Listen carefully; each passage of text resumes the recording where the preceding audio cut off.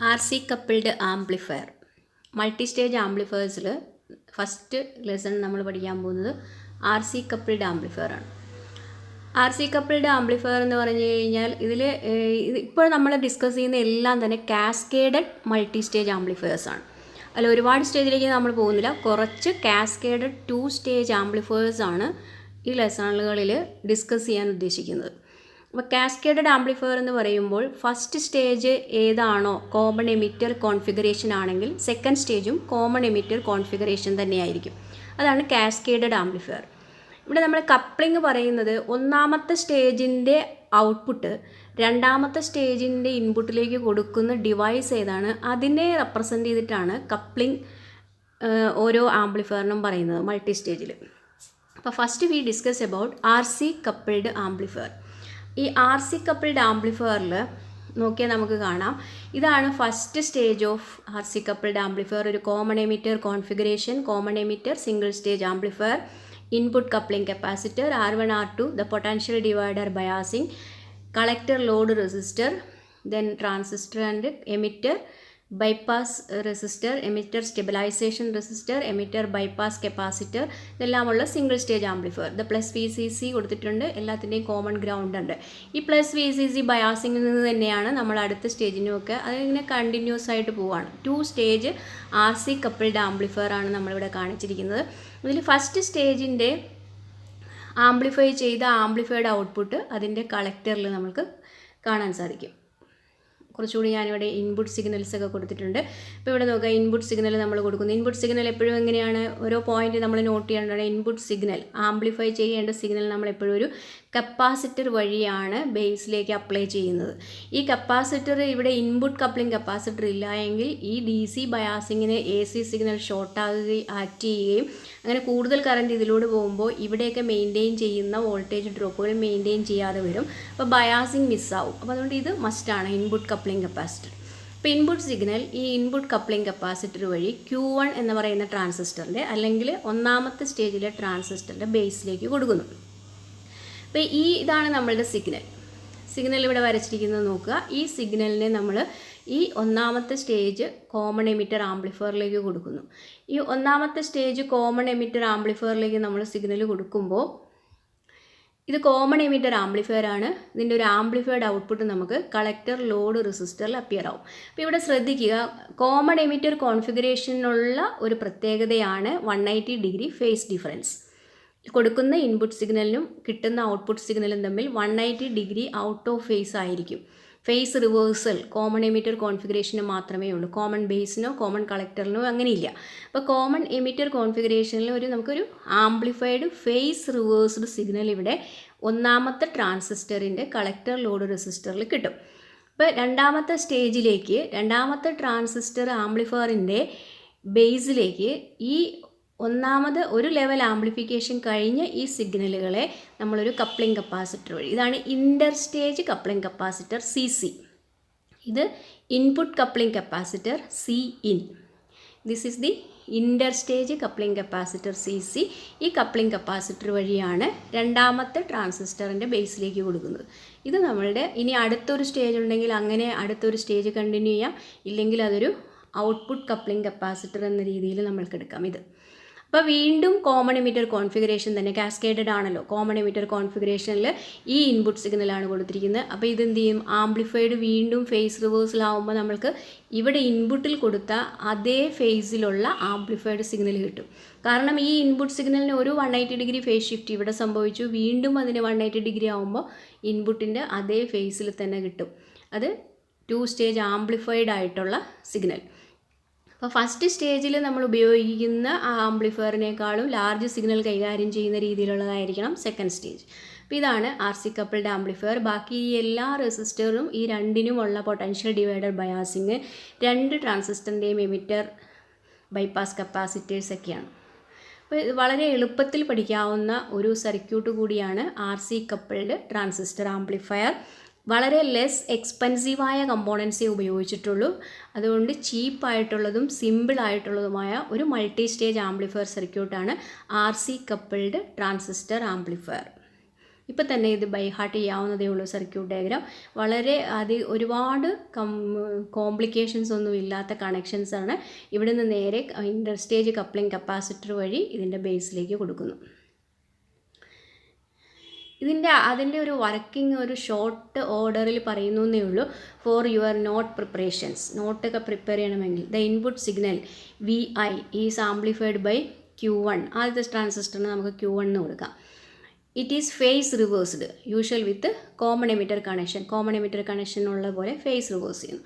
The amplified output of Q1 appears across R2, a collector load resistor.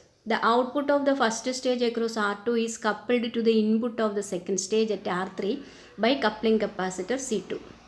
ഇതിൽ ഈ സർക്യൂട്ടിൽ ചിലപ്പോൾ ഇത് ഒരു കപ്പാസിറ്റർ കപ്പിൾഡ് ആണ്, കപ്പാസിറ്റർ ഉപയോഗിച്ചിട്ടാണ് കപ്ലിങ്. പക്ഷേ ഇതിന് ഈ ആറും കൂടി ഉപയോഗിച്ചുകൊണ്ട് RC കപ്ലിംഗ് എന്നാണ് പറയുന്നത്. ഇതിൽ റെസിസ്റ്ററും കപ്പാസിറ്ററും അല്ലാതെ മറ്റ് വേറെ കമ്പോണൻസ് അതിനകത്ത് ഇല്ലേതാനും.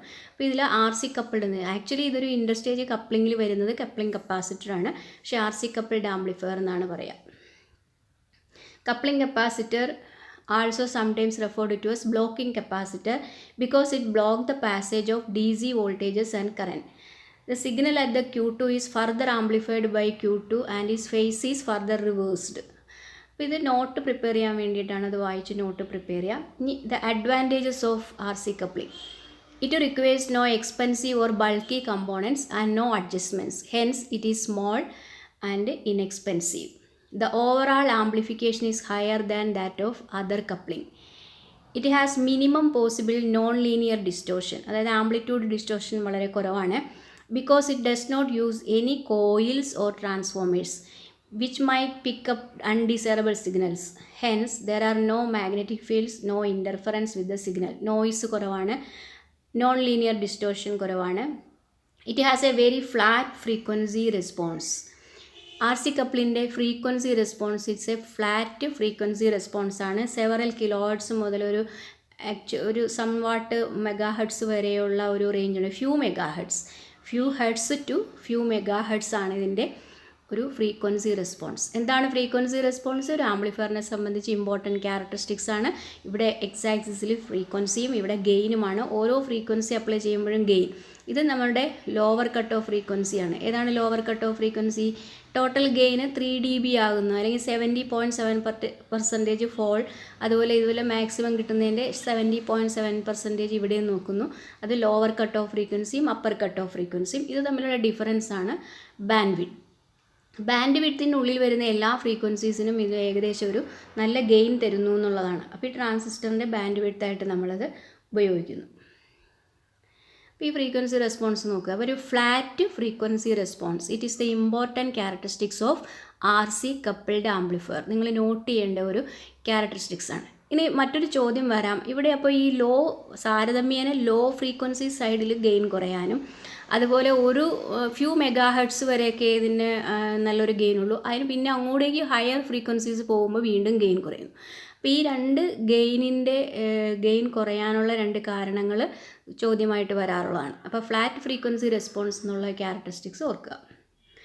ഇനി ഇവിടെ ഞാൻ കാണിച്ചിട്ടുണ്ട് a scene from the amplifier frequency curve. അതിനകത്ത് കാണിച്ചിട്ടുണ്ട് at very low frequency and very high frequency gain is very low. Gain falls off at very low as well as very high frequencies. At low frequencies the fall in gain is due to, അല്ലെങ്കിൽ fall in gain അല്ലെങ്കിൽ roll off എന്ന് പറയും, is due to capacitance reactance of coupling capacitor between the two stages. അപ്പോൾ lower ഫ്രീക്വൻസിയിൽ gain കുറയാനുള്ള കാരണം, അത് വേണമെങ്കിൽ മൾട്ടിപ്പിൾ ചോയ്സ് ആയിട്ട് ചോദിക്കാവുന്നല്ലോ. ലോവർ ഫ്രീക്വൻസിയിൽ ഗെയിൻ കുറയാനുള്ള കാരണം capacitive reactance of the coupling capacitor between the two stages. Inter stage coupling കപ്പാസിറ്ററിൻ്റെ കപ്പാസിറ്റീവ് റിയാക്റ്റൻസ് മൂലമാണ് ഇതിൻ്റെ ലോവർ കട്ട് ഓഫ് ഫ്രീക്വൻസിക്ക് താഴെ ഗെയിൻ കുറയുന്നത്.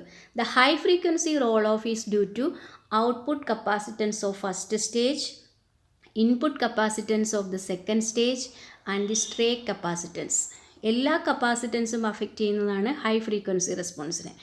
അതായത് നമ്മൾ കൊടുക്കുന്ന ഇൻപുട്ട് കപ്ലിംഗ് കപ്പാസിറ്ററും ഇൻ്റർ സ്റ്റേജ് കപ്ലിംഗ് കപ്പാസിറ്ററും ഔട്ട്പുട്ട് കപ്ലിംഗ് കപ്പാസിറ്ററും എല്ലാം ഹൈ ഫ്രീക്വൻസിയിലുള്ള ഗെയിൻ കുറയാൻ കാരണമാവുന്നുണ്ട്. ഇതിൽ മറ്റൊരു വാക്കുണ്ട് സ്ട്രേ കപ്പാസിറ്റൻസ്. ഈ സ്ട്രേ കപ്പാസിറ്റൻസ് എന്ന് പറഞ്ഞാൽ അൺവാണ്ടഡ് കപ്പാസിറ്റൻസ് ആണ്. അൺവാണ്ടഡ് കപ്പാസിറ്റൻസ് എന്ന് പറഞ്ഞു കഴിഞ്ഞാൽ സാധാരണഗതിയിൽ ഒരു ട്രാൻസിസ്റ്റർ എന്ന് പറഞ്ഞാൽ തന്നെയും പി എൻ ജംഗ്ഷനുകളിൽ തന്നെയും ഉണ്ടാകുന്ന ഒരു ജംഗ്ഷൻ കപ്പാസിറ്റൻസ് ഒക്കെ ഉണ്ട്. അപ്പോൾ അങ്ങനെയുള്ള ആ അൺവാണ്ടഡ് കപ്പാസിറ്റൻസുകളെയാണ് സ്ട്രേ കപ്പാസിറ്റൻസ് എന്ന് പറയുന്നത്. രണ്ട് ലീഡുകൾ തമ്മിൽ നമ്മൾ സോൾഡർ ചെയ്യുമ്പോൾ പോലും എയർ ഒരു ഡയലക്ട്രിക്കായിട്ട് രണ്ട് ലീഡുകൾ കണ്ടക്ടേഴ്സായിട്ട് അങ്ങനെ ഒരു കപ്പാസിറ്റൻസ് സർക്യൂട്ടുകളിൽ ഉണ്ടാവാം. ഇതെല്ലാമാണ് സ്ട്രേ കപ്പാസിറ്റൻസ്. അപ്പോൾ ഇതെല്ലാമാണ് ഹൈ ഫ്രീക്വൻസി സൈഡിൽ ഗെയിൻ കുറയാനുള്ള കാരണം. The only drawback of this coupling is that due to large drop across collector load resistor,